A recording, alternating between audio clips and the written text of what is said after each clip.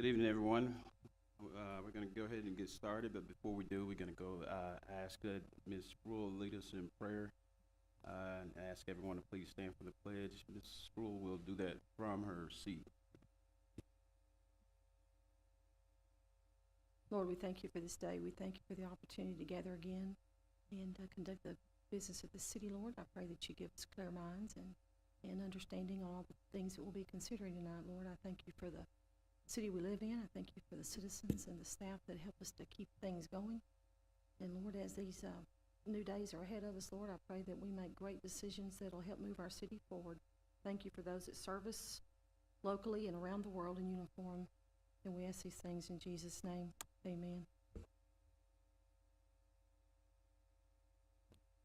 Mr. Huffman, could you please hold that mic as we do the pledge so we can make sure the public hears it, if you don't mind. To the flag of the United States of America, and to the republic for which it stands, one nation, under God, indivisible, with liberty and justice for all. Thank you, sir.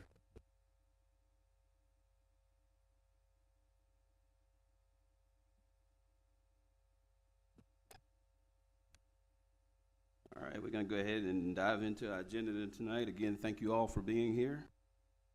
First item is to consider approval of the April 16th, 2024 regular session and May 13th, 2024 special session minutes. Council, if we've had time to review the minutes, we'll open the floor for a motion on that item.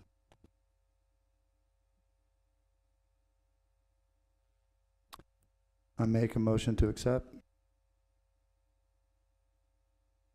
Second. All right, we have a motion made by Councilman, and I'm still going, Councilman Hagman, second by Councilwoman Spruill. Madam Secretary, record a vote, please. Aye. Aye. Aye. Aye. Vote is unanimous. We'll now close out item 1 on the agenda. This time we'll be moving on to item 2, which are public comments. The City Council welcomes citizens' participation and comments at all City Council meetings. Citizens' comments are limited to 2 minutes out of respect for everyone's time. The council is not permitted to respond to your comment. The Texas Open Meetings Act requires that topics of discussion, deliberation be posted on an agenda not less than 72 hours in advance of council meetings. If your comments relate to a topic that is on the agenda, the council will discuss the topic on the agenda at the time that the topic is discussed and deliberated. At this time, if we have anyone that would like to come up and speak, please do so, and also state your name for the public. Oh boy, it's this guy again. My name's David Ruff, and actually I'm just up here real quick. I wanted to thank Mr. Mayor for taking the time last week and actually talking to me. That was really cool. I definitely appreciate that. And Sherry Spruill, we have had a little bit of a conversation. I really appreciate that. All of you guys have talked to me, have talked to other people. I'm really excited to see where you guys go. I honestly am. The only concern I have tonight, it's not so much a concern, is last week when we were doing the internet stuff. And before I start going, guys, doing internet online, stuff like that, I deal with that type of stuff. I know it's a tough job. But the feed cut, and I'm sure there were probably some problems with that, for the reasons why. If I can offer a suggestion, I know that when I do live feeds, I also run a camera with audio separately, so I have a hard copy and then I also have the live feed, so that way if a live feed for whatever reason messes up due to internet or whatever problem, I have a hard copy. It takes about an hour on a YouTube channel, which I'm very well familiar with, to go ahead and upload that side. And a lot of times the audio is real good too. So just a suggestion, because I know that I got some people last week going, hey, what happened? So anyway, I appreciate you guys. Thank you. All right, thank you, sir. We have addressed that with our IT guy, that we will be working on that so that we make sure the public get some clarity.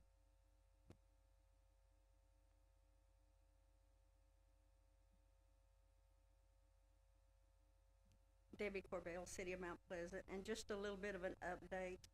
I'm still waiting for some information concerning the usage of the city's credit card by Ed Thatcher pertaining to certain purchases as mentioned before, and as to the location and the usage some of those items were purchased for and where they're at now. And in a final response to a records request from City Hall, apparently there was no documentation found as to why there was a need for an apparent bug sweep of some city building involving La Sorsa and Associates. I was informed that no supporting documents were located as to why that action occurred. And at this time, I'm currently waiting for information from a recent Freedom of Information Act requesting an accounting of expenditures associated with particular cell phone and data usage and expenditures. And it was brought to my attention over the last couple of months, and I was shown some pictures, and I was asked to pass this information on. And it has to do with Chapter 16 of the city's Vehicles, Equipments, and Facilities Code in the Personnel Handbook. I was actually shown some pictures and sent some text on various dates and by different people, and it was in regards to using the city vehicles and people driving around with non-personnel, non-city employees in the vehicles with them. One video or one picture will show someone delivering their children to school in city vehicles. One was in a pickup lane picking up children, not only here in Mount Pleasant, but in other of the surrounding towns. I would just like to point out the potential liability to the city of such actions, and it might be something you want to think about and address. Thank you. Thank you, Ms. Carbell. I'll definitely look into that. I actually, if you have time, I'll sit down with you to go over those concerns. Do you have anyone else at this time? Okay, we'll go ahead and close public comments at this time and move on to item 3. Item 3 is to consider election of Mayor Pro Tem.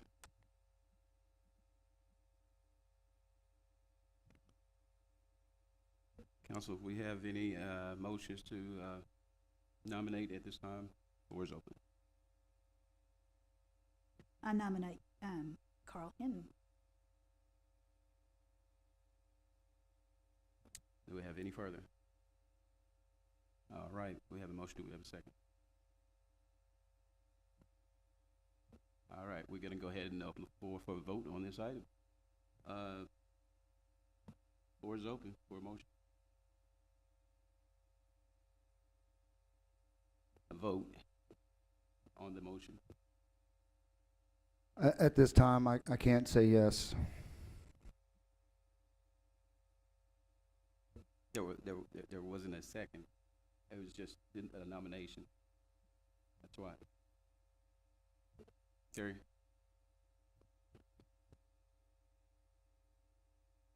Yeah. Do we have a second? If we don't have a second, that motion will fail. Okay, that item failed at this time. Do we have any other nomination? All right, we'll close that item on the agenda. This time we'll move on to proclamation. We had some citizens that we're going to go ahead and give a citizens proclamation for. They're unable to be here tonight, so we're going to go ahead and table that item, which is item 4.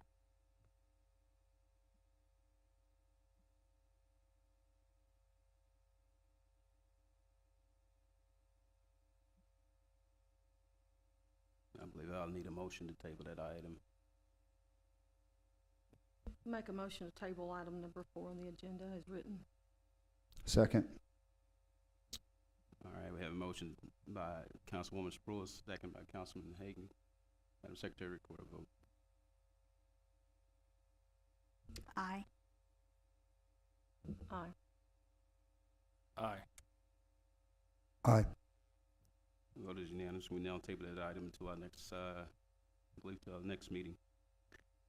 All right, that item is now closed on the agenda. We'll now move on to item 5.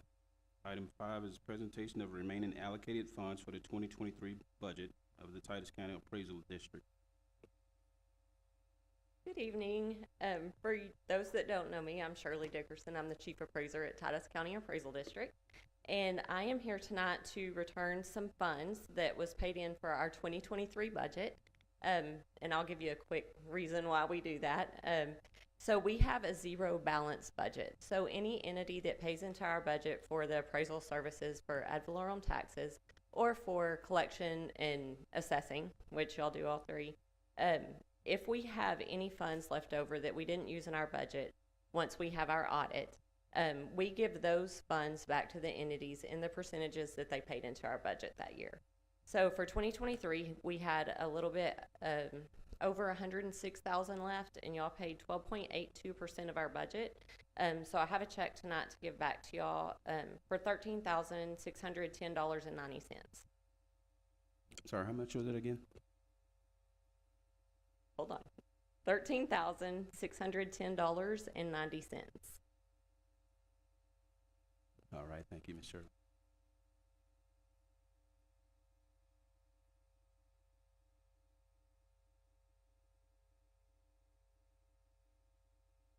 All right, we'll now close that item on the agenda. Our next item is item 6, which is a presentation of Helen Thompson's Mount Pleasant Public Library Giving Tree. Hello, how are y'all? We're doing great. Thanks for having you here, Lupe. It's a pleasure being here. I just wanted to go over something new that we just had installed in the library. It is the Helen Thompson Mount Pleasant Public Library Giving Tree.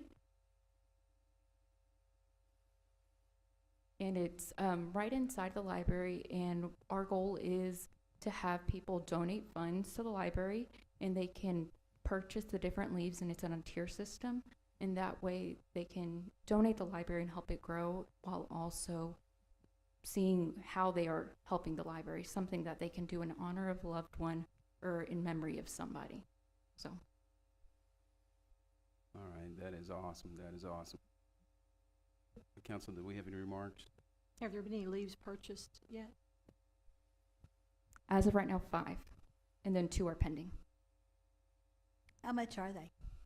So the bronze, which is the lowest tier, is $150. The silver is $500. The gold is $1,000, and we do have stones, and they're $5,000. All righty. Well, we certainly thank you, and Ms. Helen was a great librarian for us, and I think that the tree is beautiful. It's beautiful. Thank you, Lupe. Thank you. All right, we'll now close that item on the agenda. Our next item is item 7, which is to consider award of bid for construction remodel at the airport to RA Teal Construction, LLC. Mayor, council, for ones I haven't met, I'm Paul Henderson. I'm the airport manager. We are still having growing pains at the airport. In 2002, when the airport opened, we had 23 airplanes made the move. We've got 141 on the field now. And our maintenance facilities that works on them, that keeps them flying, that keeps them where we can pump fuel in them and make revenue and keep the lights on, is not big enough. We need one more hangar. There's really not room to build a hangar, so we're taking one of the existing hangars and putting a firewall around it and using it. And that's what this bid's for, is to put firewalls around it and fans and a vertical door that's getting put in it. Is there any questions about it? It was open for questions. Go ahead. How is this being funded? That's the great thing about it. That's what makes my job easy tonight. Is this is a grant, and it's 100% grant, so it's really costing us nothing. Is this something that's been going on for a while? You've been making plans for it? Well, we knew the need, and we're just trying to figure out what to do, and this is going to be the best way to go at it. The planes, when they have a problem, you have to disassemble them, uncowl them, or pull cylinders off the plane and stuff, and it takes a large area, and you can't just set them outside, you know, and And then the problem is the parts, when you order parts for them, you know, it might be 2 or 3 days, it might be 2 or 3 weeks. And so this is gonna help a lot to keep these things going.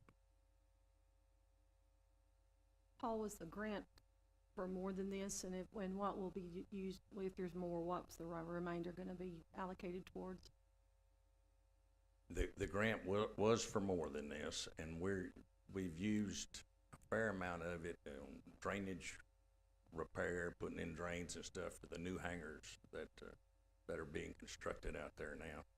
And there's still funds left, and we're kind of piecemealing it to the biggest need, and right now this is the biggest need, we think. All right, do we have anything further?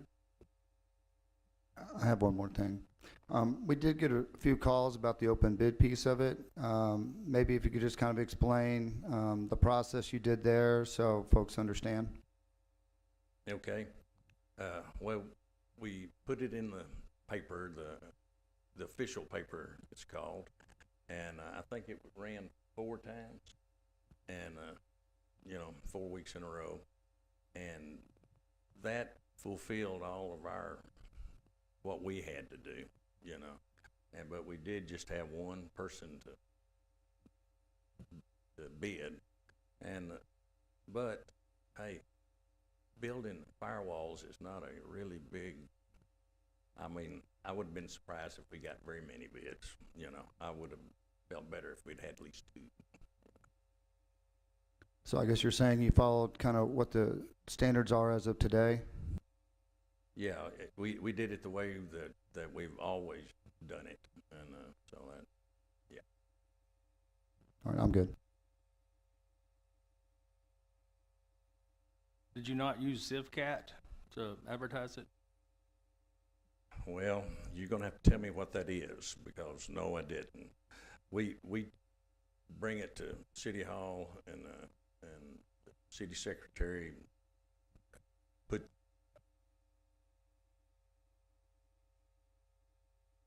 All right, Paul, thank you. All right, council, without further questions, we'll open the floor for a motion on this item. I'll make a motion to vote. We have a second. Oh. I second. All right, we have a motion made by Councilman Hagman, second by Councilman Hinton. Madam Secretary, record a vote, please. Aye. Aye.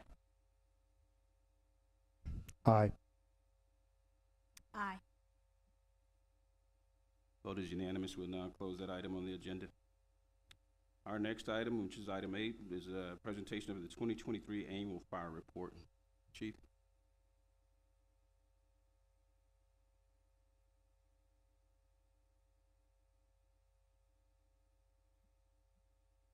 Thank you, Mayor, Council. Y'all should have a copy of it in your package, so I'm just going to go over the highlights. And if you have any questions after that, then we can visit about it.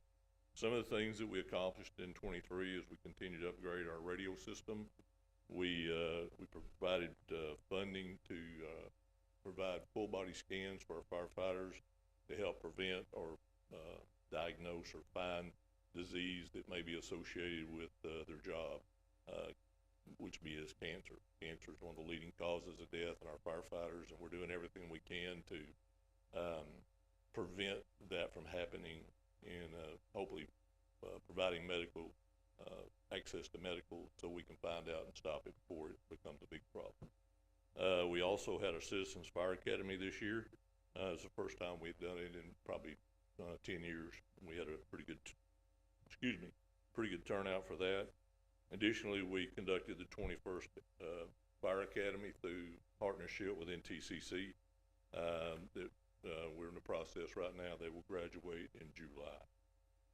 As far as our personnel, we've had 36 firefighters. We're down to 32 due to some funding issues. I will point out that of our firefighters, all my command staff, captains and deputy chiefs, all except one have 20 plus years on the job. Some of our firefighters also have over 20 years on the job. Combined total, 497 years of service experience with an average of 13.4 years. As far as our response to calls, some of those are down. City and county combined, you can see, and it's city only as well as the county. We still respond to about, of the significant incidents that we respond to, more than 50, sometimes 60% of those are in the county. Significant incidents being the structure fires, the vehicle accidents, the grass fires, and the extrication from vehicle accident. As far as response times, the National Fire Protection Association has standards set for response to structure fires. That's what we're talking about, not other calls. But for the city, our first arriving unit should arrive 4 minutes from the time of dispatch, 90% of the time. In 2023, we met the standard 92.3% of the time, with an average response time in the city of 4 minutes. When you move to the rural setting out in the county, the standard is arriving on scene with the first arriving engine, 14 minutes, 80% of the time. And in 23, we were able to meet that standard 88% of the time with an average response time of about 10 minutes. Public education, we provide materials to our schools, city and county schools, about 1,800 kiddos between K and fourth grade. We'll provide fire extinguisher training to anybody that wants it. We would rather, quite frankly, we'd rather y'all prevent the fire from growing instead of having to call us. So we're trying to train people to do that. We're all about. We did 332 inspections in 2023. We have 9 commissioned certified inspectors in our department. We also participate in the city's development review committee that was put in place a few years ago, which was, in my opinion, one of the best things we've done recently. That allows fire, utilities, building, anybody that's involved in a development to have input, so the developers understand right up front what we should do, shouldn't do, and all that, and can answer any questions and get them on the right direction. Training, we did 307 hours of training by all the members. Some of our people got some more certifications. We had 3 that actually went to intermediate firefighters, 3 that got certified as driver operators, 1 fire instructor, 1 fire investigator, 1 intermediate fire inspector, 1 safety officer, 1 fire officer 1, and we had 1 paramedic get licensed. Even though we don't run EMS, it's still a good thing to have, some of our guys trained, because sometimes we're out away from the fire station, maybe out in the county, so having people trained is a good thing. Our ISO rating in the city of Mount Pleasant is a 3, which means 1 is top end, 10 is really you have nothing. So in the state of Texas, there's only 281 that have a class 3 in their ISO. As it stands today, in our fire district outside the city that we cover in the county, as long as a business or a house is within 5 miles of one of our stations and within 1,000 feet of a fire hydrant, they get a 3 rating for their insurance as well. So, emergency management is part of the fire department's responsibility. We have an emergency operations plan that's developed specifically for the city. We have an emergency operations center where if something really bad happens at Station 2, we can staff it with our department heads and manage. We can get everybody in there and manage the incident. It's got backup generator, radios, everything that's needed to manage like a tornado or something that comes through. Every year since 2004, we developed and executed a emergency management exercise. This past year, we coupled with the Mount Pleasant Independent School District, as well as all the first responders, in our county and developed a full-scale active shooter exercise at the high school. We had about 200 people participate in it. In your report there's a link you can click on that will take you to the video that was put together as part of that. With that, y'all have any questions? All right, council, we have any questions? Thank you, Chief, for that report. Thank you, Mayor. Okay, at this time, we'll go ahead and close that item on the agenda. We'll now move on to item 9. Item 9 is to consider pay request number 12 from Heritage Contractors Incorporated for work on the South Side Wastewater Treatment Plant improvements. Mayor and Council, I'm Anthony Racer, Utility Director. I've got Lanny Buck with me with KSA, and he will be presenting this to you. Thank you, Anthony. Mayor, Council, always a pleasure to be here. What you have before you is pay estimate number 12 for the wastewater treatment plant improvements project. This is a project to expand the wastewater treatment plant from 2.9 to 5 million gallons per day. The amount of this pay estimate is $2,050,106.13. We have used approximately 46% of our time on this project, the 750-day project. The cost, which does not include materials on hand, we're at about 36%. So, you know, we've had a lot of rain this year, and so it looks like we're a little bit behind, although I will say the contractor has been very good at getting back to work and building where it's at. We do have some pictures that I wanted to show you. This is the wastewater treatment plant itself. If you look on the left side, you'll see the existing wastewater plant. Right side, the existing base. It also shows the clarifiers that are being constructed now. I will say this was constructed in a very low area, as wastewater plants always are, and so getting out of the ground is going to make this go a whole lot faster. As you see, we're getting started. This is a little bit, just kind of a more detailed view. You can see the rebar coming up on the clarifiers there, the rebar coming up on the aeration basin. These are going to be just different views, but you can see the progress that's going on there, and another view of it, and as well. So these are drone views. So this is the headworks of the project. So what you see is on the left there, you see the big tubes. Those are your influent lift station, or influent lift station pump. We'll have the same thing on the side with grit chambers and bar screens and everything. Is it's kind of just a mirrored image of what's on the left side. So just wanted to show you that. It'll make, for those of you that are new, I think Ms. Spruill and the mayor can see that a lot's been done in just a short period of time.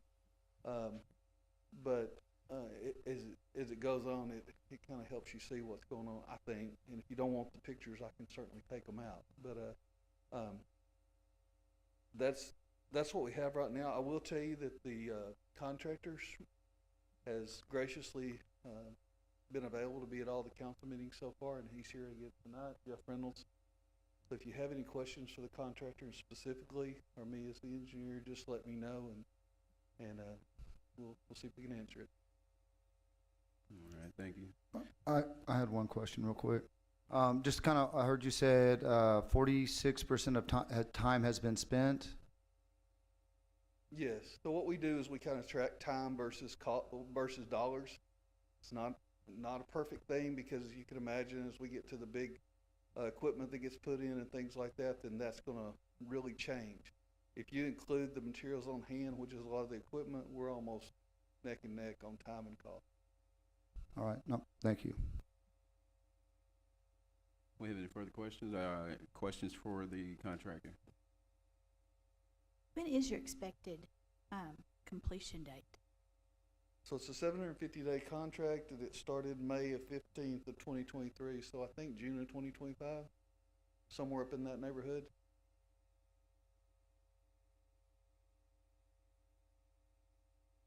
All right, we have any further questions? Thank you, Lanny. Appreciate it. Anthony, you have some? I would like to offer, if any of you guys would like a tour, please get with me. I would love to take you out there. Anytime. Thank you. All right, with that being said, no further discussion on the item. We'll open the floor for a motion. I move we go forward with the pay request to the contractors for the wastewater treatment plant. Second the motion. All right, we have a motion made by Councilman Hinton, second by Councilman Hagman. Madam Secretary, record a vote, please. Aye. Aye. Aye. Aye. Vote is unanimous. We'll now close that item on the agenda. Our next item, which is item 10, is to consider calling a special election to fill the unexpired term of council member place 1. And it's So we had the resignation that y'all accepted on Friday, and this just allows for us to call an election to get everything started so that we can post our notices required by the state of Texas. Candace, when would the election start and when would election day be? Right now, it would be a November 5th or this Tuesday in November, but I have reached out to the Secretary of State and they are getting back with me on a notice, because if 2 people are gone from the council, we won't have a quorum. And so they're seeing if that falls under the scope of being an emergency election so we can get someone in place. Because I was going to say, being in a November election, then they have to decide to run again in February for a May. That's short. Yes, ma'am. And that's, I'm just waiting on a call back from them, and they should let me know tomorrow. I do have one concern about going through this and looking at our budget and spending the money now where we're going to be spending the money again in 2 months. okay. Do we have any further questions on this item? You have a comment? What is the estimate these days to have an election, do you know? And it is that will include if needed, a runoff? If it is just the city, I don't have that. Like our last election, because it was 3 different entities involved, it cost us like $4,000 and something.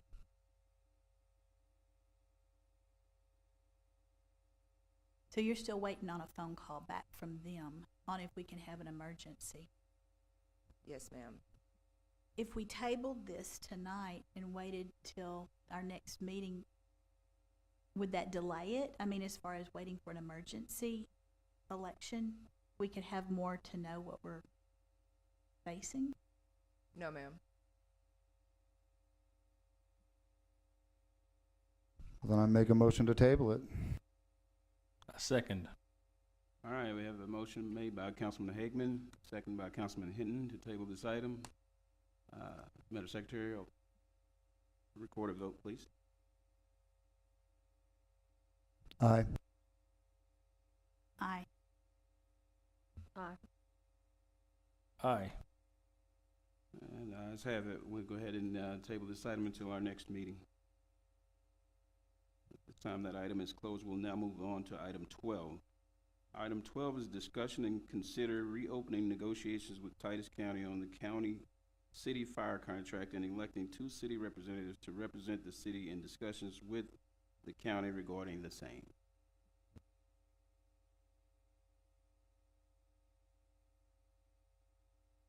I apologize. Thank you for bringing that to me.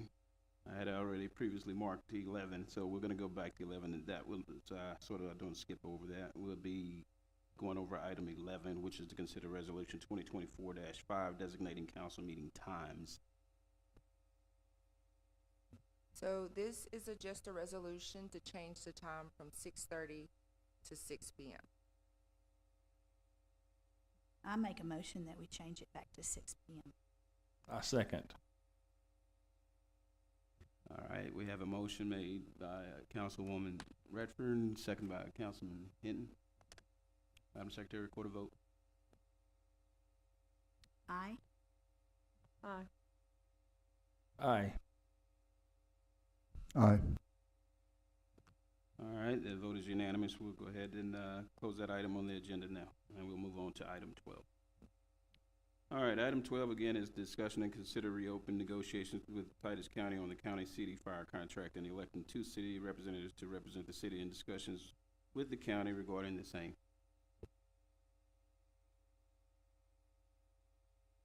I make a motion that we consider Councilman Hageman and Redfern to be our 2 representatives. Okay, we are at discussion. Yeah. So, is there any discussion prior to this? What is there any kind of timeline that's recommended to get this completed, these discussions, one way or the other? I'm not aware of one. I know the county is looking at construction, so I know there is a short time period, but I don't know the exact time frame. I would say that a good contract is probably the most important thing in this review.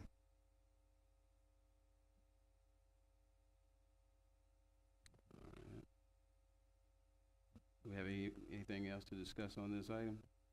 As far as, do you have anything?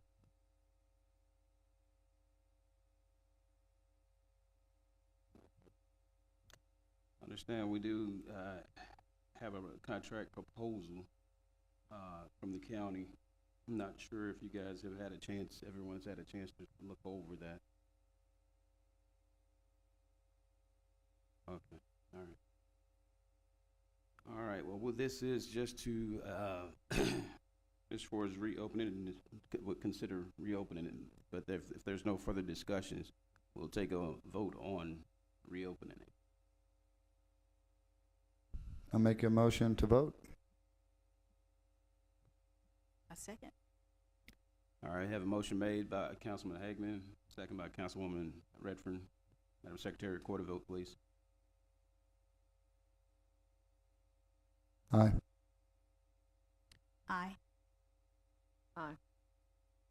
Aye. All right, the votes have it unanimously. We'll go ahead and close that item on the agenda, and then at this time, yes, at this time, we'll go ahead and, if you want to make that motion for your representative. I make a motion that Jonathan Hageman, Kelly Redfern are our representatives in regards to the county fire contract. Do we have a second? I'll second that. All right, we have a motion made by Councilman Hinton, second by Councilwoman Sproul. Madam Secretary, record a vote, please. Aye. Aye. Aye. Aye. Vote is unanimous. And we'll now close that item on the agenda, and that will conclude our meeting for today. This time we'll have an open floor for a motion to adjourn. A motion to adjourn. I second. At this time, we're adjourned.